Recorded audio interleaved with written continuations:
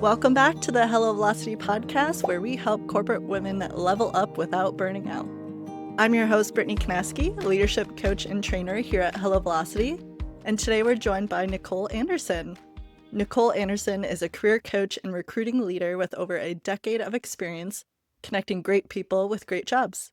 From leading university career services to managing tech recruiting teams, she has a holistic understanding of the hiring process from both the job seekers and employer perspective.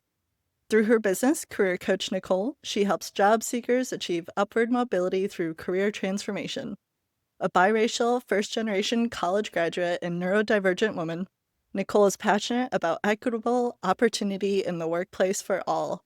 Wow, welcome, Nicole. Hi, Brittany. Thank you so much for having me Hi. on. Yes, thank you for joining us. And I absolutely love your intro, even just reading it. I feel empowered even just reading it now. I'm so glad to hear that. I'm like, let's go get everyone a job. Let's have everyone feel good in this process. That's the vibe. So we're that excited for you. And I know you have so many tips and tricks. But where I wanted to start too, I think it's really fun just to share how we met too. For all my guests, I like to share how we met. And I was thinking about it for us. It feels like I've known you forever, first of all. So as I was thinking about it, I think it was just last spring that our mutual friend Morgan introduced us, right? Yes, that was the last calendar year. That's crazy. It does feel like I've known you forever. Yeah. That was 2024. We're in 2025. So recent. Yeah, Too right. long. Yeah, it does feel a lot longer because we also did a webinar together Yeah. last fall about boosting your confidence in career transitions and stepping into leadership. And that webinar was amazing. And we had a lot of people there. And I got a lot of great feedback after that too. Yes, definitely, definitely. Yes, and I love that our spaces have so many amazing intersections. Like I help people, step into like the a career from a job seeking perspective or a resume perspective or an interview perspective, and you're able to really help them sustain and have that long-term like satisfaction in their career. So I love where Venn diagrams overline. It's almost a circle. Yes, yes, I love that too. And it's been really cool to connect people with you too, like some of my clients or people reaching out to me and asking for your services essentially. I'm like, that's not exactly what I do, but I agree. We're like a Venn diagram where it's very similar or close. So yeah, we're able to connect people and help them from different angles, but usually in a similar space. Yes, absolutely. I know I've loved when we've been able to work with the same clients and share, I tend to work with people when they're looking for that boost in their career. And as far as like long-term executive coaching, I love to send people your way so that, I believe in career transformation and long-term health and you're such an amazing resource for helping people make sure their day-to-day is really that they have the tools they need for long-term success. So excited about the partnership. Yes, yes, it's been great. And I think that too is why it feels like a lot longer. I'm like, I feel like we've been working together for more than just over a year, but here we are. Yes, yes, definitely. Me too. Me too. Yeah. So I know we touched on this in your bio and your intro about your career progression, but I'd love to hear a little bit more in your own words. What got you to owning your own career coaching business? Yes, yes, I'd love to share. And I will take it back to really early on in my career. And I was a first generation college graduate. I earned a painting degree during the 2008 economic recession. And a lot of people asked me what I was going to do for a career, and I had no idea. But where I landed upon my graduation was that I wanted to use art to help people find connection, to help people find healing, to help really help people find empowerment. And I knew a lot about the art space, but not a lot about the nonprofit space. So, right when I graduated college, I was really excited that I had just achieved this milestone and thought that joining AmeriCorps would be a really good next step for me. And it was so that I could gain a lot of experience on the nonprofit side and learn how to work within a business and what are all the roles in a nonprofit, and then bring that back to center in an art space. But that first role, and I will tell any of my clients this or anyone who asks, a first role out of college doesn't typically impact a long-term career. I think that that first role can often be exploratory. But for me, my first role right out of college was in AmeriCorps, and I worked with first generation and low income high school students who were like myself, helping them apply to college and enroll in college. And I really quickly felt like I love art, but I want to pursue this forever, like helping people step into their best pathway and help them reach that next rung and whatever's next for them. So I then worked in several years in career services, college recruiting, and I had my own career pivot where I always had this core that I wanted to build my own career coaching business. And I knew I needed a little bit more exposure to hiring practices. So I transitioned into corporate recruiting, and right now I have a day job where I'm a director of talent acquisition at a mid-sized tech company. And I've hired for everything from farms to education, aerospace, tech engineering, you name it. I've probably hired for, had some exposure to it. And I love to bring all of this experience of being the person inside a company, telling the company how to hire and how to build equitable processes for their candidates, bringing all that expertise to my job seekers and helping them not negotiate salaries, helping them prepare for interviews because I know both sides of the table. Yes, I love that about your experience, your journey, that you have this experience on both sides. It almost feels like this secret insider information for job seekers. And it's like, ooh, are we even allowed to know what happens behind the curtain? Like so many people, it's so mysterious when you're applying for jobs. And so many people don't have that, corporate HR experience of any sort of recruiting or HR or job offers. So we only know what we know, right? From either our own experience of applying to jobs or close people in our network that have opened up about it. But again, a lot of times people don't really talk about that back end either. So a lot of people are just kind of out on their own, like, I don't know what I need to do. So you have that like secret insider info, which I absolutely love to share with the individual side too. Yes, absolutely. And I love demystifying the process because I know sometimes for job seekers it feels like completing a resume and sending it into the void and then feeling sometimes like there's very little transparency for them of what happened to their resume after, maybe what if they're interviewing, how can they show up and tell their story in a way that feels really good for them. And I love to really demystify that process of what really is happening behind the scenes. Yeah, definitely. And do you think it helps on the other side too? Do you think from the corporate recruiting side, by knowing so many individuals, working with individuals, do you think it helps you on that side too? Yes, it really helps my recruiting practice to understand how job seekers think. So, for example, I sometimes have hiring managers who ask me about a resume and say that they don't want to interview someone too long because there might be a typo here, or a resume might have too much length, or there's like little things that for me, I know if I'm seeing the experience on there that the person can probably do the job because I know the mindset of a job seeker and I'm not expecting perfection in the process. And I love to consult with hiring managers and hiring teams to help them understand where a candidate's coming from. And even, for example, I like to encourage our teams to hire as fast as possible and interview as fast as possible, of course, within reason. But I know what it feels like for job seekers to be looking for a job and expecting for and it doesn't always, sometimes I have to reject people. It's a big part of my job, but trying to do that as fast and kindly and upfront as possible. So I think it's a huge asset on both sides of the table to really understand this process.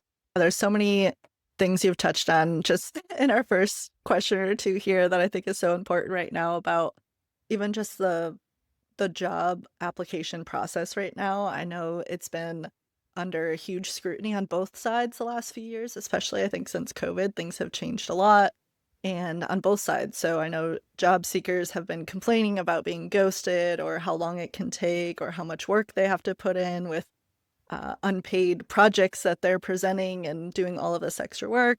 And then on the company side, I know a lot of companies have been complaining about the applicants ghosting them too, or even accepting a job and then not showing up on the first day. Like, I've heard so many different stories firsthand from business owners and job seekers that I know. And it's just wild how much has changed just in the last few years. And having someone like you in their corner is so helpful, again, on both sides to maybe bridge that gap when there are obviously these are stories. It's not everywhere that this is happening. It's not every job seeker that's, being disrespectful. It's not every company being disrespectful in that way. But when there are these stories and things are becoming more and more common, I think people get more and more scared of the process too. And it's probably more and more overwhelming for them going into it. Right, 100%. And I began recruiting shortly before COVID, and I can't imagine a more interesting 6 years to have a career in recruiting. I've seen everything from, a company canceling all of its jobs because COVID is happening, or not canceling, but freezing all of its jobs because of COVID. And then we had the Great Resignation, where there were the market was completely different, where there were a lot of jobs because capital was cheap for companies to hire a lot. And then we saw that pendulum swing back really quickly. And a lot of those roles that were filled maybe in overabundance began to be laid off. So I think because of a lot of the transitions in the economy and the job market, plus tools like AI, it's created a lot of kind of uncertainty and in some cases distrust between prospective employees and employers. And I truly think the job searching process is broken. I would love to invent something that's different, but for now it is where we are. So I really view my role as helping demystify like that middle gray space that can be really chaotic. Definitely. So, do you have any specific advice for job seekers when it comes to the current economy that we're in right now, where it does seem like the job market has cooled off? There's people that are, it's taking 6 months to a year to find a job and get a job. And yeah, it's just, I think where we are right now, it's August 2025. And right now it seems like the economy is slowing down and companies are kind of holding on to their money, is a way that I've been seeing it on my side too. Like some of my clients or even other business owners that I know, they're saying, "Oh, we're gonna pause hiring, we're gonna pause projects, all these things until things settle down." So yeah, what do you think job seekers need to be mindful of in a job market and economy like it is right now? Yes, 100%. That's a great question. And I could name about 20 things. Like I love to be really creative with my clients and, throw out new strategies and really try something. If it's not working, pivot. So first of all, if you've been doing the same approach for a long time, then try something a little bit different. So when I think about looking for a new role, I think about there are two different ways to typically connect with that new opportunity. And one is through job searching, one is through networking. And both are really valuable. I know some people lately have been really disillusioned by the job application process, but I can tell you as a recruiting professional, I made a job offer yesterday to someone who applied for my role. I found their resume, really traditional process. We put them all the way through and wanted to offer them a job. I have another job offer I'm probably making today who came from a network or a networking opportunity. So both happen. And I think working both sides of the strategy in tandem is a great way to go. In terms of job searching, I know there's a lot of advice right now around tailoring your resume for every single job. And when I work with my clients, I have seen that be maybe their fastest path to burnout every single resume, hitting every keyword, running it through ChatGPT and trying to make sure that it really fits that profile. And the number one resource you have in the job seeking process is your energy and the way that you feel about it. So we don't want you burn out. And what I like to recommend my clients do is have three different resumes and one that tells a story for this bucket of jobs you're pursuing, one that tells a story about this bucket of jobs, and then, of course, the third. And then treat it like a numbers game after that. If you see that you align with most of the job description on a quick skim, send your resume in. And as many as you can stand to send out, I really like to encourage a numbers game in terms of applications, but not getting too caught up in the tailorization. on the front end. You have time to tailor your story for if they call you for an interview. Like the resume is designed to get you the interview. Um, then for networking, I think there's a lot of ideas about networking that it's going into a room with your business card and shaking hands with people. And that's not the best fit for everyone's personality style. And most people's best contacts are either people that they know or 1 degree away and someone that they know, someone that they know. So I think being really open with your network and telling them what you're looking for, what you're hoping to offer an employer, and asking if they know anyone you can connect with, that's a really great way to start putting your feelers out there. Wow, I love all of this. It's really bringing like humanity back into the job seeking process, it feels like, of both the networking aspect of, right?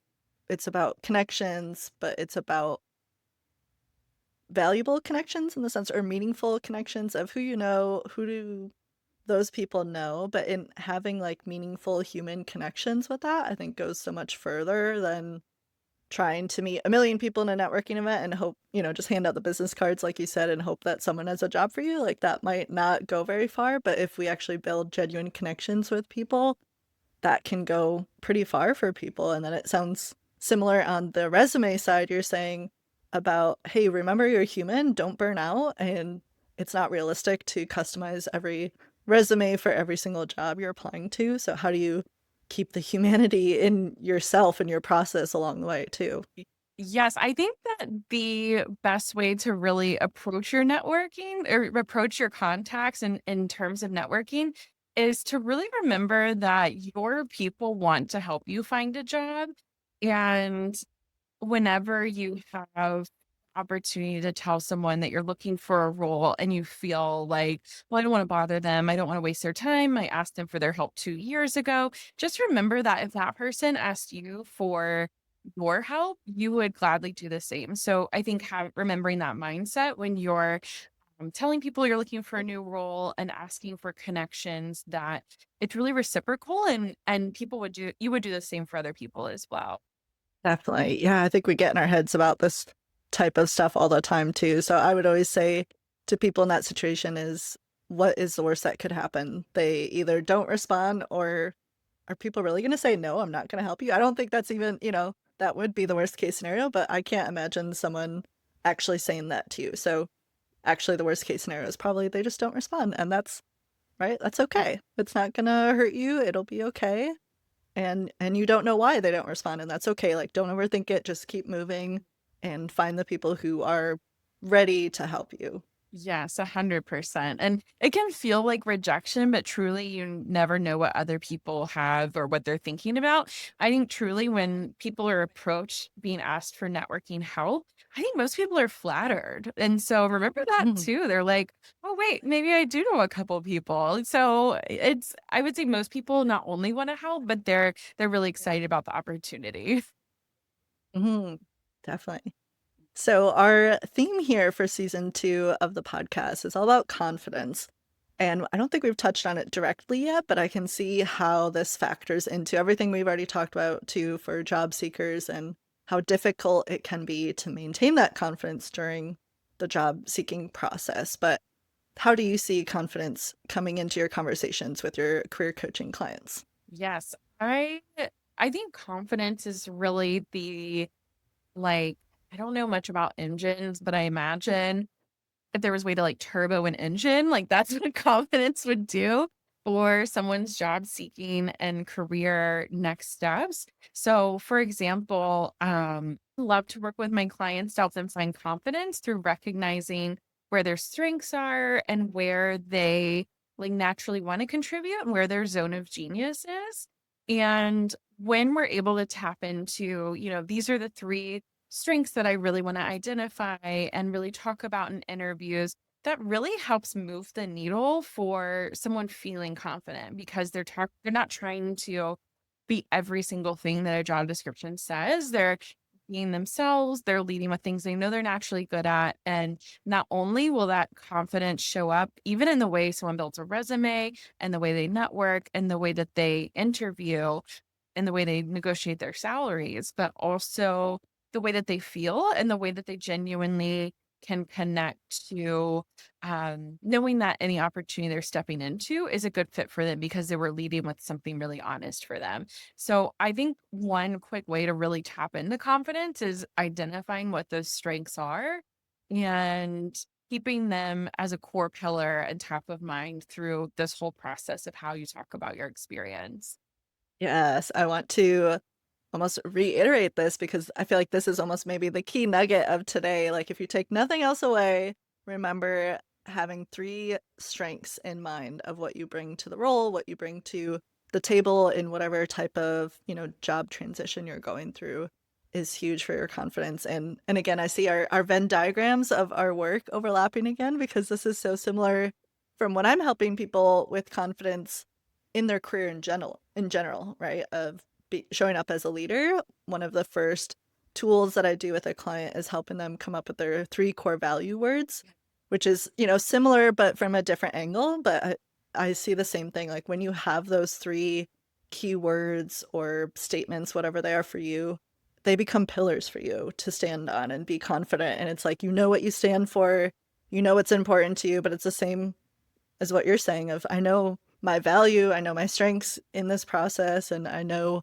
what I stand for, I know my worth, and I know what I'm bringing to the table, and it just makes you show up in such a different way. Even if it sounds simple, it's like 3 words you keep in mind, 3 words you have a Post-it on your desk. Like, I have my Post-it of value words on my desk still, and it just changes how you show up, and it's as simple as that, honestly. Yes, 100%. And that's exactly the way that I love to work with my clients on this as well. And I think sometimes in job seeking, it can feel like, okay, here's this job, I'm applying to it. I was invited to interview. I have to study the job description and tell them about how I am all 10 of these bullet points on the requirement section.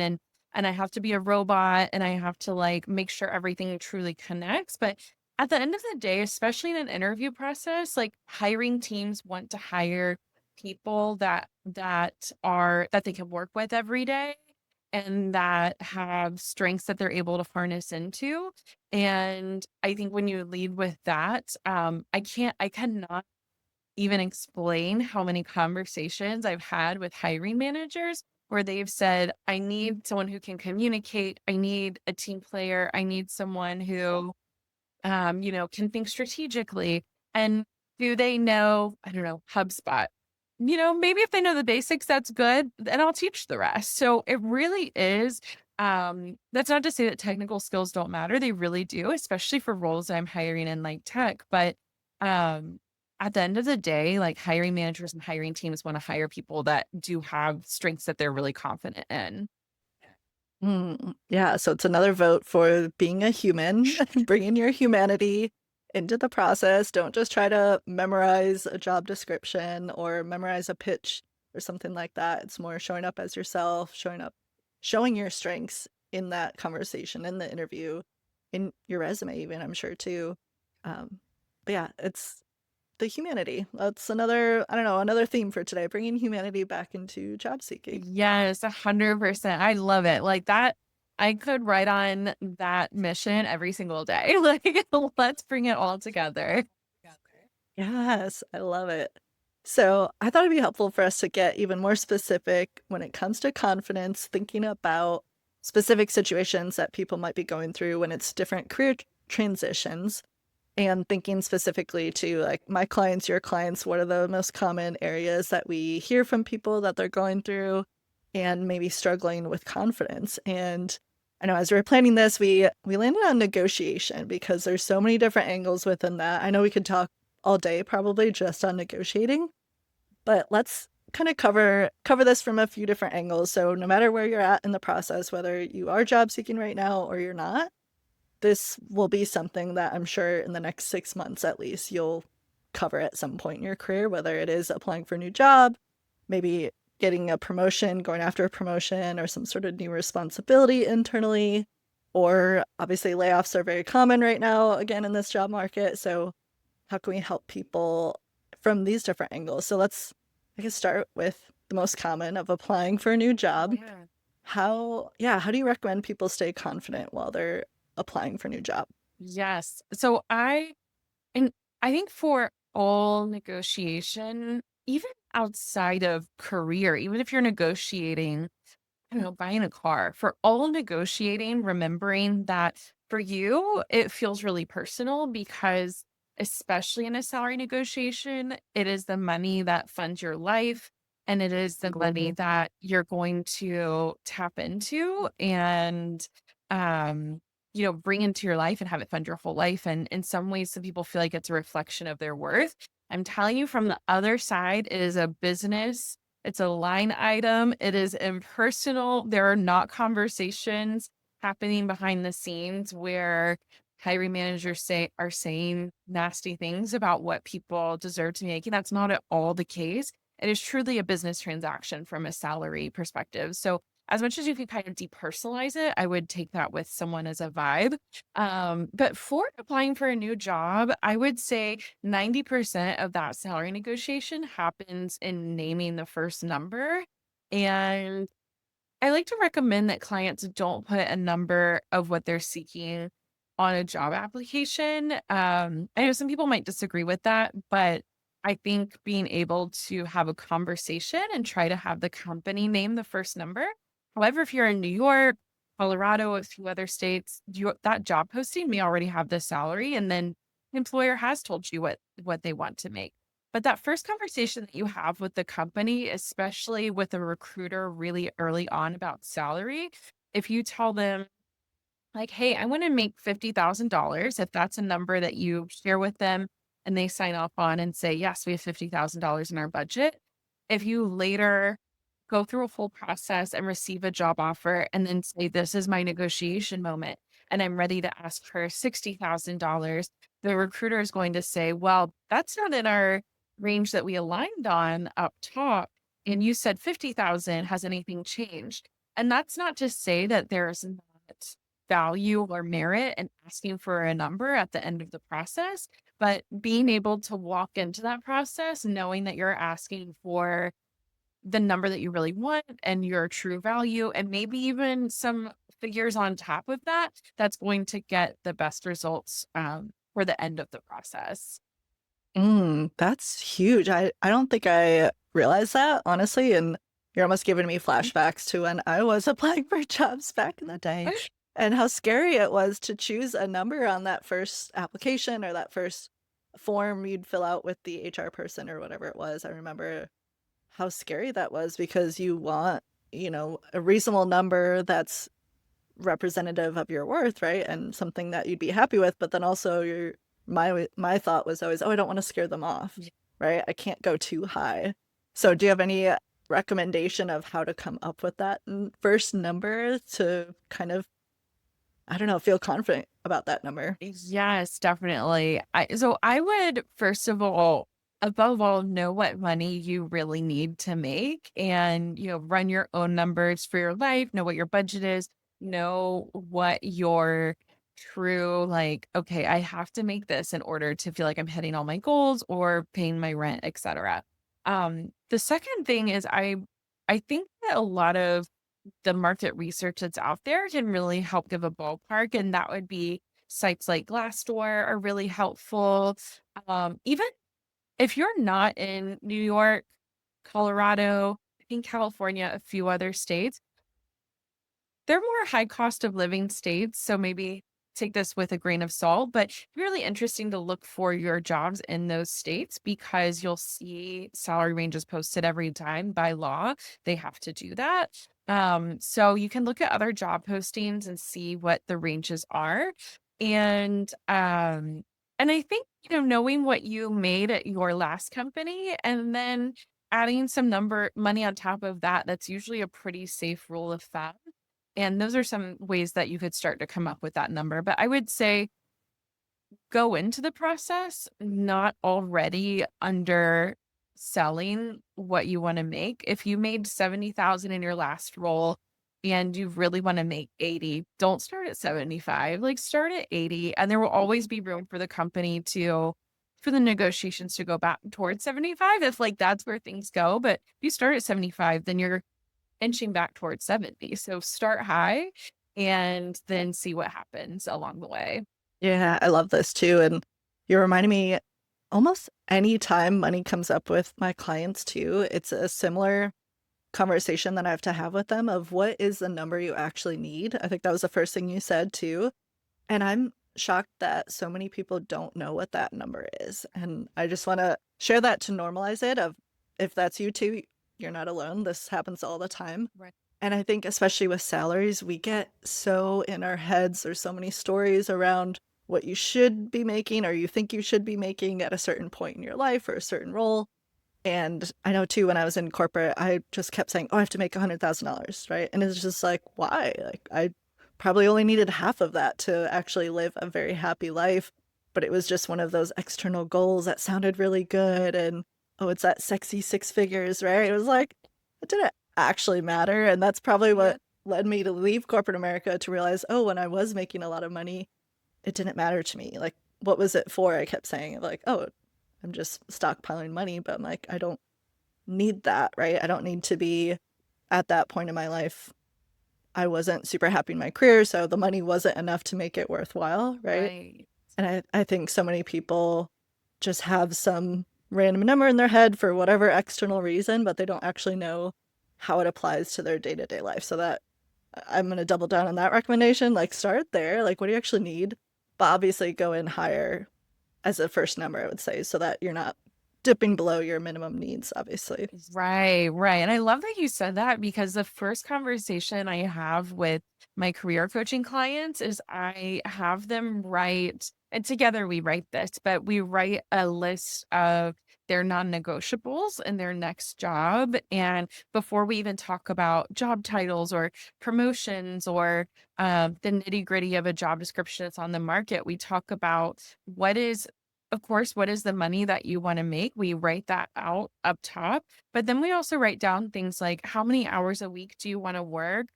What kind of manager do you want to have? What kind of company do you want to work for? Do you only want to work for companies that are mission based, or is that less of a priority to you? Like getting really clear on what you want your life to look like. And then once you're in those interviews and negotiating, like there's no number. Of course, this is takes with a grain of salt. Sometimes there is a number, but there's no number that can take away like time from your family or your health or staying up till midnight answering emails. If that's not like where you want your life to go. Exactly. Yeah. And sometimes most people just get blinded by numbers and they're like, oh, everything else won't matter if I'm making X amount of money. Everything else will fall into place. But that is not the case, unfortunately. It's not that simple.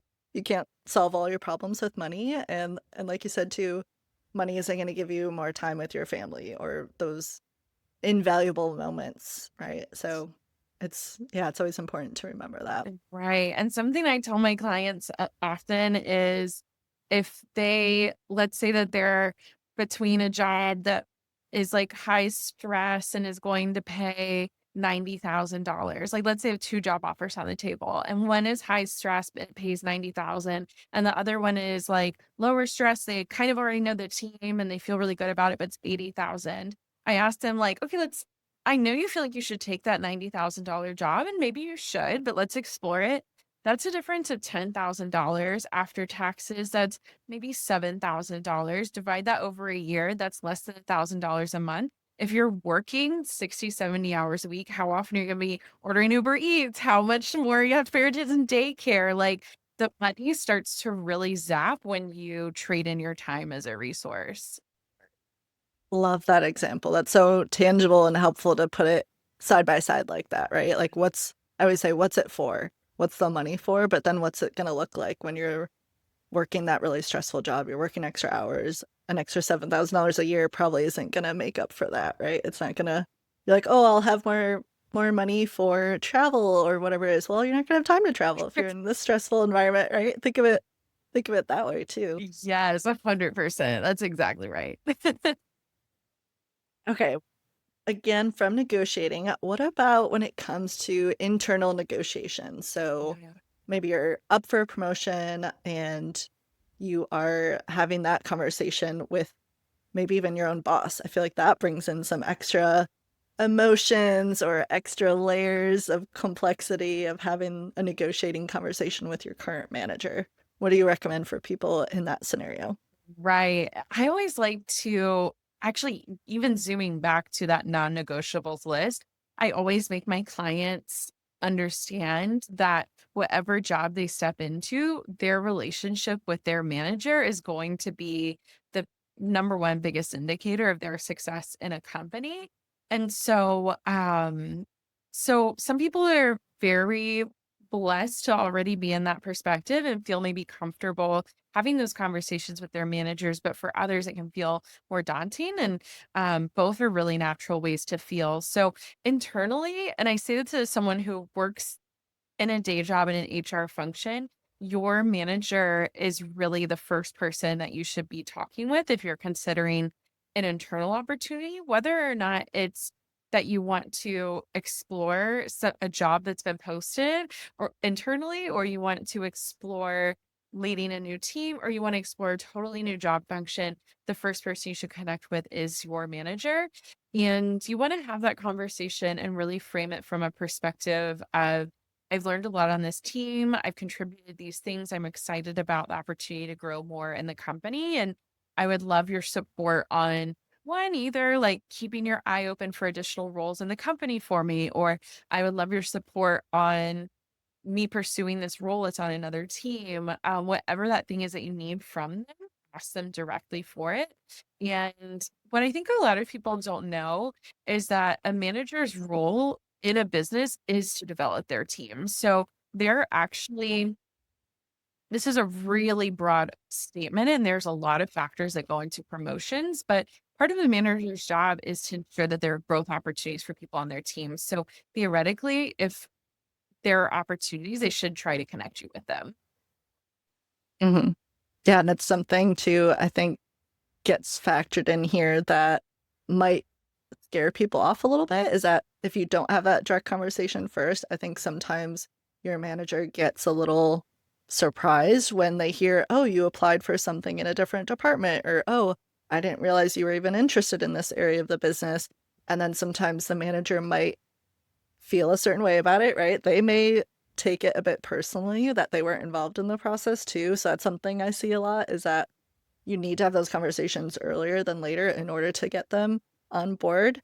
And unfortunately, not every manager is a great manager and knows what you were saying about this is literally their job to help develop you. And it's okay if developing you means you go to a different organization or department or role or something like that, different responsibility. But I think that's another side to keep an eye out for is if you don't do it sooner, it might not not go that well later on. Right, right, 100%. Like you want to always maintain that relationship, even if you're not still in the future working on that manager's team. I think it's always important to not burn any bridges, keeping good, even managers, teammates, everyone, I think as much as possible as you can be clear, be transparent. And one of my favorite phrases in terms of HR is clear is kind. So being really clear with people about your intentions, and that can create a lot of trust between people. Definitely. That's one of my training topics, honestly, is setting clear expectations because it's so important. And so many people either don't do it or think that they're doing it, and it's actually not very clear. So it's huge in every aspect of work. And something else I hear from the internal negotiating standpoint is that sometimes your manager will ask you, actually, sometimes they're not even asking you, they're telling you that you're getting additional responsibility.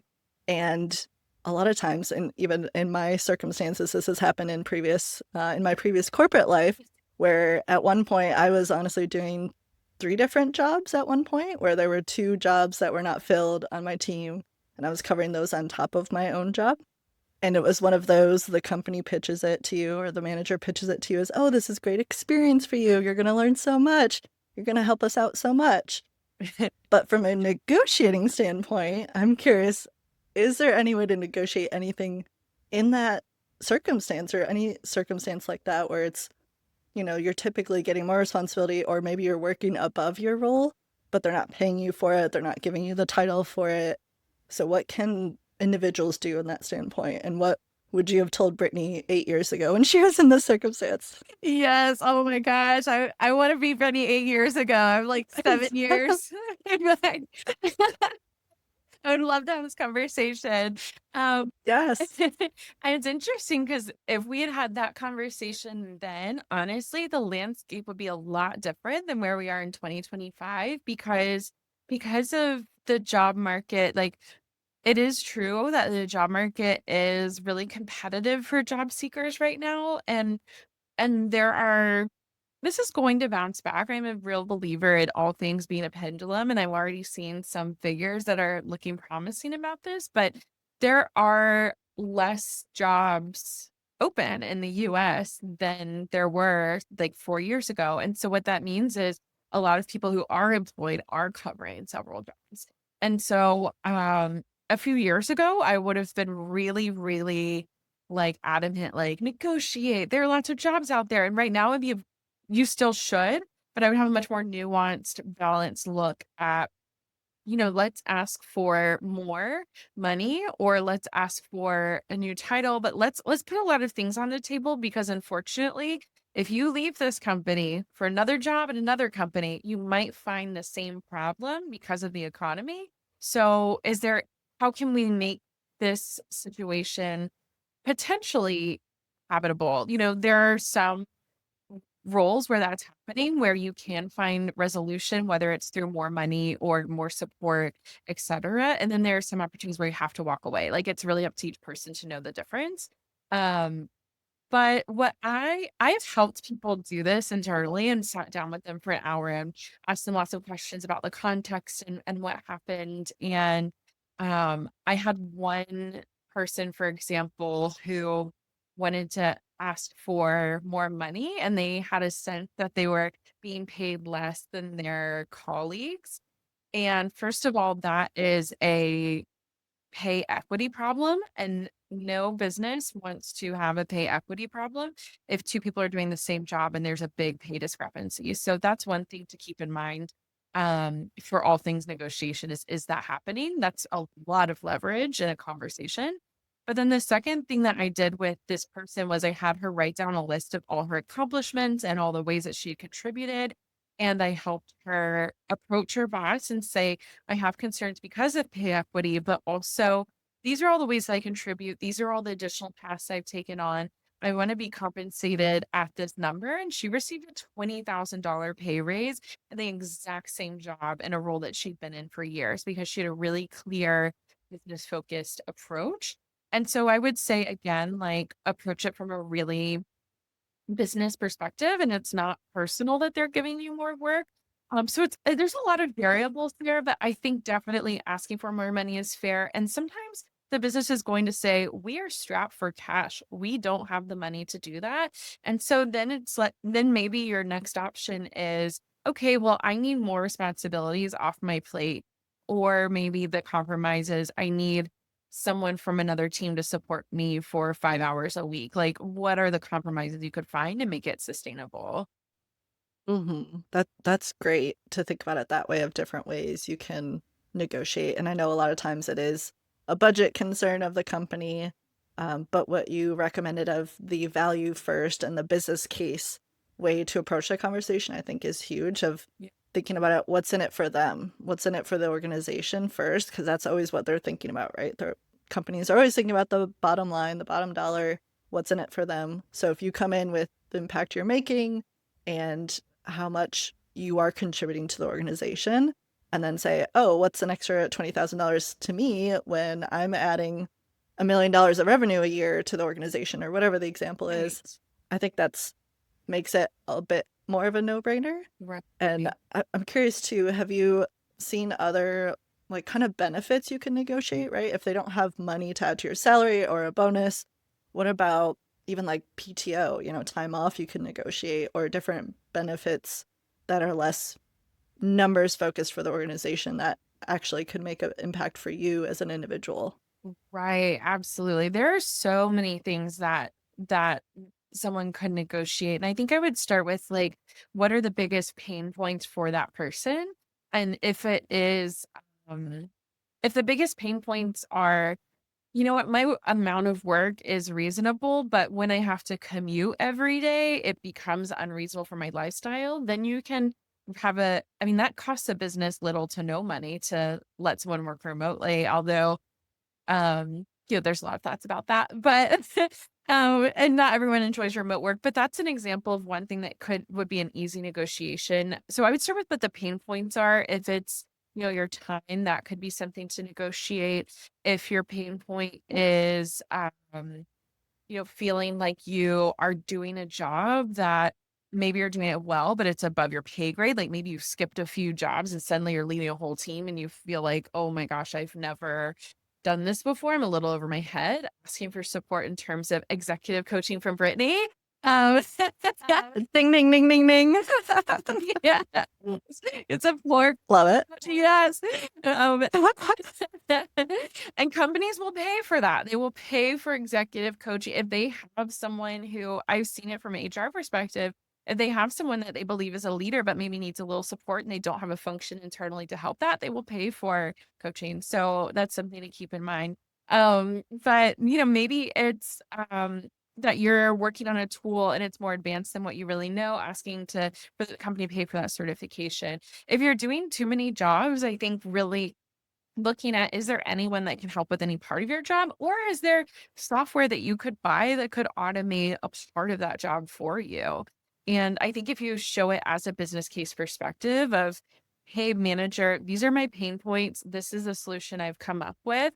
Um, that's a really effective conversation. Love that. Yeah. Starting with your own pain points too, and then negotiating from there and still making it about the business case, Yeah. and thinking about it from our perspective or from a negotiator's perspective. Why I ask this too is thinking about the organization as so many different buckets for their budget. So just because they can't pay you more in a salary doesn't mean they don't have extra money for education or for software, like you're saying. So try to be as creative as possible, and maybe again, hopefully you have a good relationship with your manager. You can maybe brainstorm with them or talk through it with them to come up with some good ideas too. So you're not just, most people just shut down when they're like, oh, they're never going to pay me more. So it's like, all right, we don't have to stop there. Think of all the other ways that you could negotiate in different ways. Right. And I know it feels so personal to people to maybe ask for a salary, especially if they're already working there and not receive it.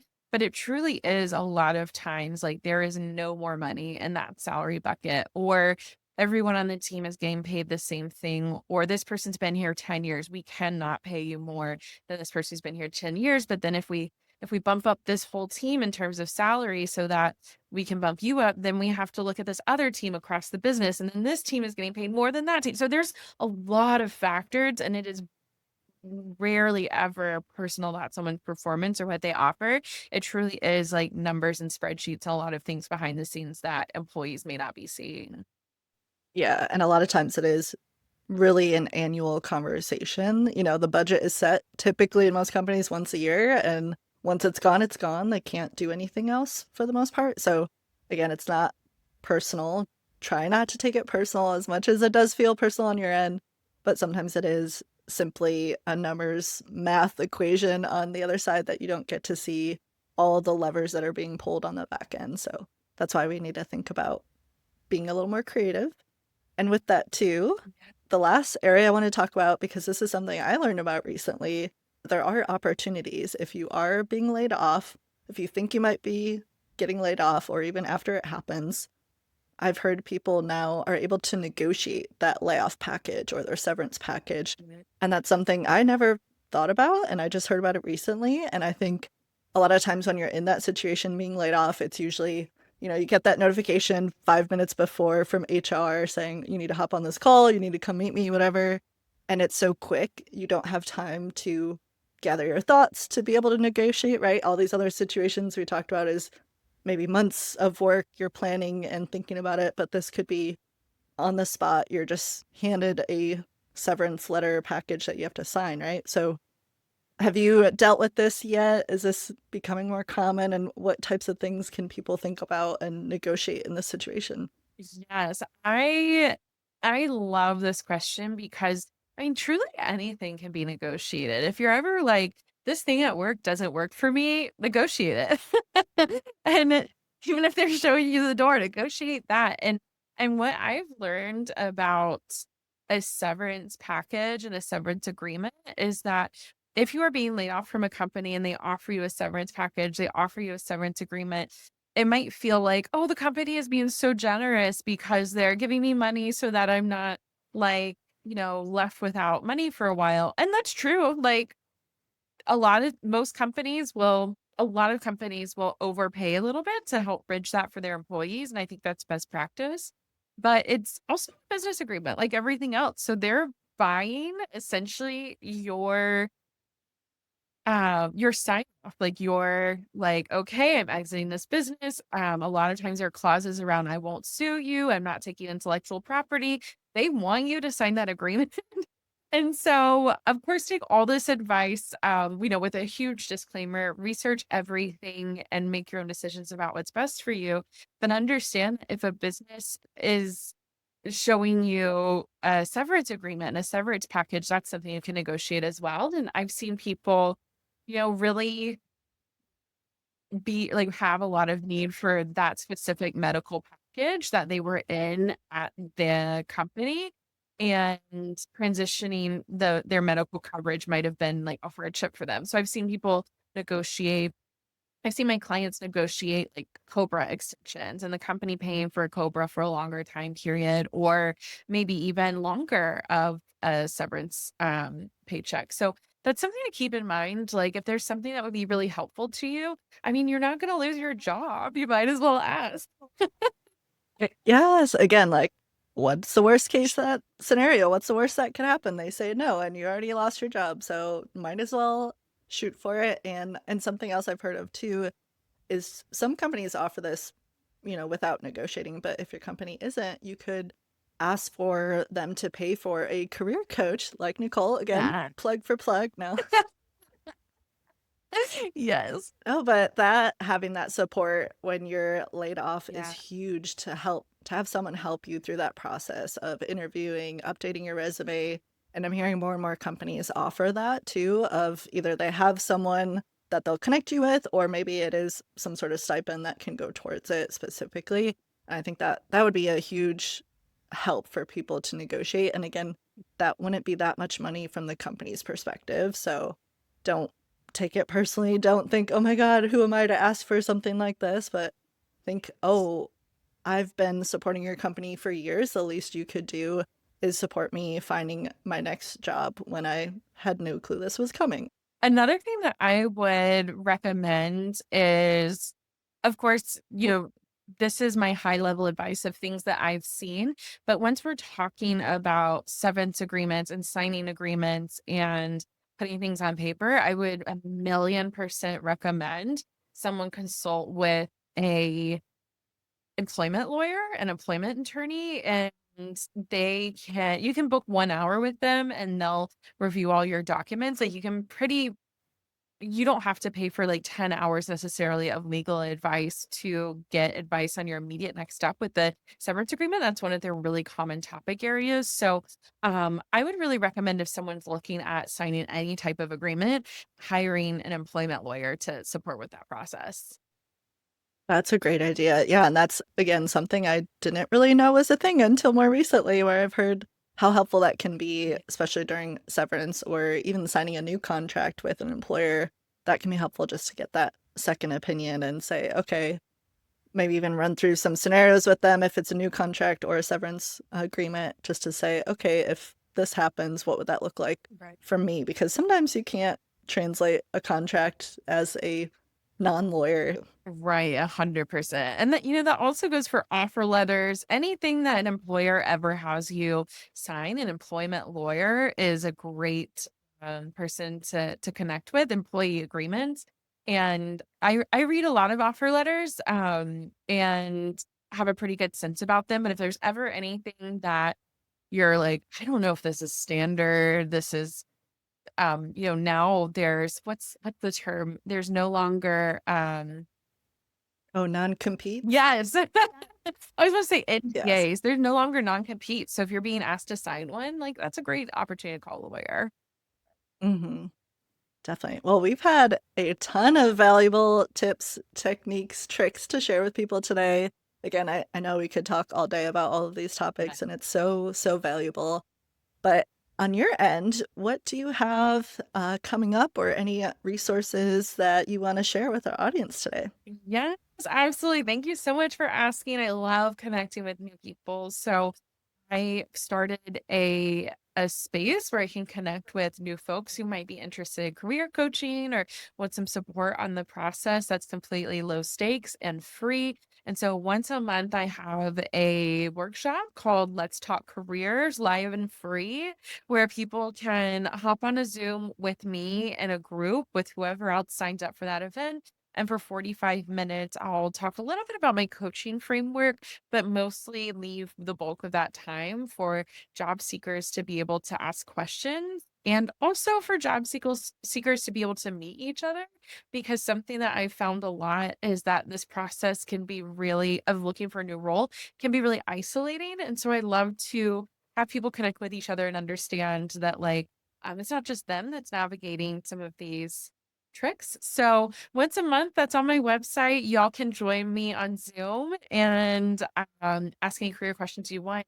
But then separately on September 16th, I'm launching a brand new group coaching program that's going to be 12 weeks. So I'm hoping that's something I'll continue to do. So no matter when you hear this, I may have a new cohort starting soon. Wow, love all these resources. This sounds amazing, and especially a free monthly workshop. Like, jump on that, and I will definitely put the link in our show notes. And how else can people reach out or get in touch with you? Yes, I'm on Instagram and LinkedIn. Most of all, of course, LinkedIn is a recruiter. But on both platforms, I'm at Career Coach Nicole, careercoachnicole.com. And should be pretty easy to find. Wonderful. Well, thank you so much for joining us today, Nicole. This was amazing, and again, so much value that you're sharing today. Amazing. Thank you so much for having Brittany. It was great to be on the podcast. Yes, yay. And thank you to all of our listeners for joining in today. As always, what's one thing that you want to take action on from what you learned today?